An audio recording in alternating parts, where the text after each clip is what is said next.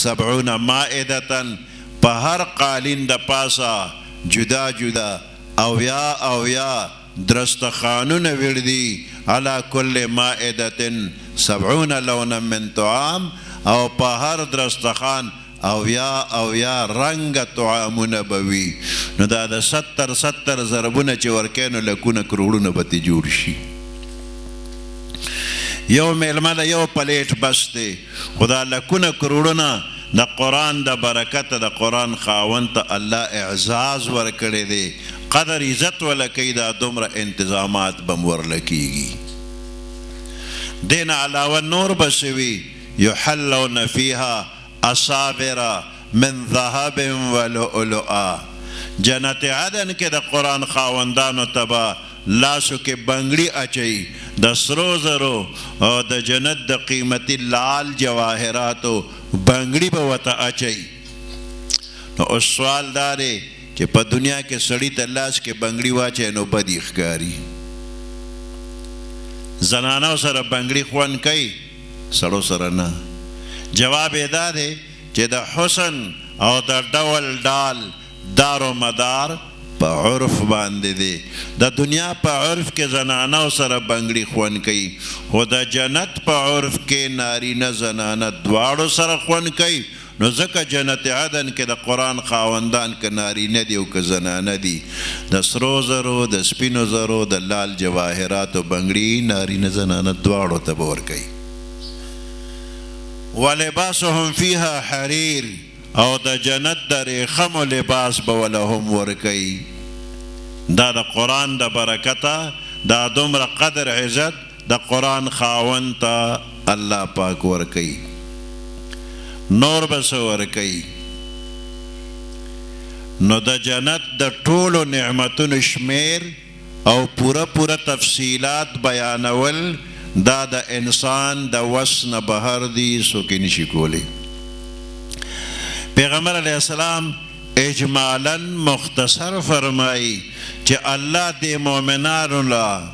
داسې نعمتونه تیار کړي دي چې لا عین رأت سترګو لیدلی نه دي ولا اذن سمعت غوږونو اوریدلی نه دي ولا خطر على قلب بشر او د انسان په خیال خاطر کې نه راځي نو لا نور بم نعمتونه بے پایان ورکوي خو بچوله چې څوک علم د قرآن ورکوي نو دا بشمیره نعمتونه دا د دې قرآن د برکته د مؤمنانو ته به الله پاک ورکوي په جنت کې به څلور نهرونه وي د شاتو د شرابو د پیو او د اوبو او دا څلور واړه نهرونه دا به شروع د کوم ځای نه کېږي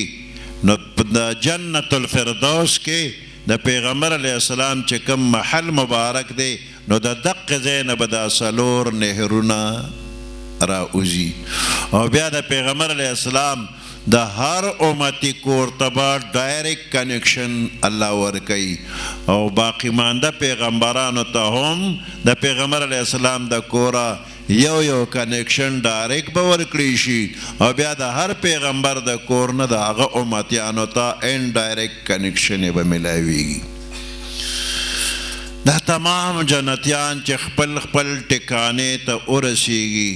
نو اوس د جنتی زندگی آغاز بکیږي نو په دنیا کې یو ښکلی مجلس چې جوړ شي نو سټیج سیکرټري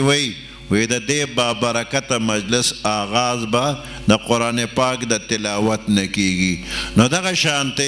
د جنتی زندگی آغاز به هم د قرآن پاک د تلاوت نه کیږي نو په جنت کې به ړومبې تلاوت څوک کوي داود علیه السلام ته الله ډیر ښکلی آواز ورکړو هغه به د زبور ذکر چې کو نو مارغان به ورته راجمع شو ذکر به یې ورسره کو غرونه به ورسره ذکر کو نو آواز یې ښکلی دی نو په جنت کې به ړومبنی تلاوت داود علیه السلام وکي او چې کله دا تلاوت ختم شي نو الله به تپوس کوي دا تلاوت څنګه او څه خوند یې درکه وي ډېر ښکلی وی دینا نور ښکلی اورېدل غواړي ولې نه اورم نو دینا پس به الله پاک زمنګ پیغمبر علیه السلام ته حکم وکړي چې اوس ته تلاوت وکړه نو بیا به زمنګ پیغمبر علیه السلام تلاوت وکړي او چې دا تلاوت ختم شي نو بیا الله تپوس کوي دا تلاوت څنګه وي دا خو د هغې نه هم ډېر ښکلی و وایي د دې نه نور هم ښکلی اورېدل غواړې ولې نه نو بیا به الله د خپل شان مناسب په خپله تلاوت وکړي نو دغه بلاکیف خوندور تلاوت د الله موږ او تاسو ته وورولي کی بیا به الله فرمایي چې بندیانو ما نه نور هم څه غواړئ چې درکمه نو دا بندیان ورته زموږ ذهن کې خو نور څه نشته دی سره نه غواړو کافر د دوزخ ته بوته موږ د جنت ته راوستو هغوی له د مخ تور که موږ له د مخ سپین که هغوی له عذابونه دي موږ له نعمتونه دي څه ده نه غواړو زموږ ذهن کې نور څه نشته الله ورته بیا وایي وغواړئ وغواړئ نو په دنیا کې چې د عوامو ته مسله پیښه شي نو جومات ته منډه کړي استاد جي دا مسله څنګه ده نو استاد ورته مسله چې بیان کړي نو دی مطمئن شي او خوشحاله شي نو دغسې اوس جنت کې مسله پیښه ده الله وایي وغواړه دی وایي ذهن کې مې څه نشته دی نو دوی به د خپلو استادانو ته رانږدې شي استاد جي الله وایي چې وغواړه نو څه ته وغواړو نو دا استادان به ورته وایي الله نه خپل دیدار وغواړئ نو بیا به ټول یو آواز باندې یا الله موږ له خپل دیدار را نو الله به ټولو له خپل دیدار ورکړي